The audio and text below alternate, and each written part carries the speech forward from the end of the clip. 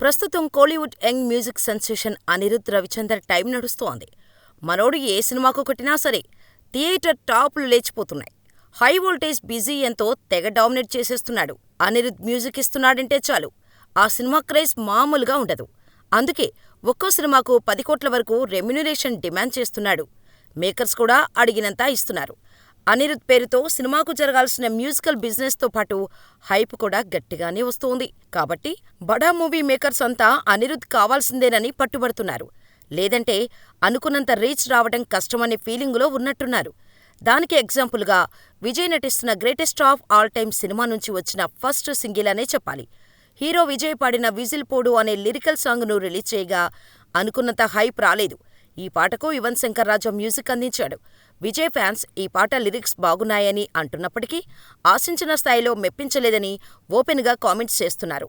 ఒకవేళ ఇదే సినిమాకు అనిరుద్ మ్యూజిక్ ఇచ్చి ఉంటే అదిరిపోయి ఉండేదని అంటున్నారు. చివరిగా లియో సినిమాతో విజయ్ ఫ్యాన్స్ను మెప్పించాడు అనిరుద్. అందుకే అనిరుద్ అయితే బెటర్ అనే కామెంట్స్ వినిపిస్తున్నాయి. కానీ ఎన్టీఆర్ ఫ్యాన్స్ మాత్రం ఫుల్ ఖుషీ అవుతున్నారు. ప్రస్తుతం అనిరుద్ దేవర సినిమాకు సంగీతం అందిస్తున్నాడు. టీజర్తోనే టైగర్ ఫ్యాన్స్ను మెప్పించాడు అనిరుద్. అందుకే దేవర ఆల్బంతో పాటు బీజీఎం కూడా దద్దరిల్లిపోతుందని గట్టిగా నమ్ముతున్నారు. మరి అనిరుద్ ఏం చేస్తాడో చూడాలి.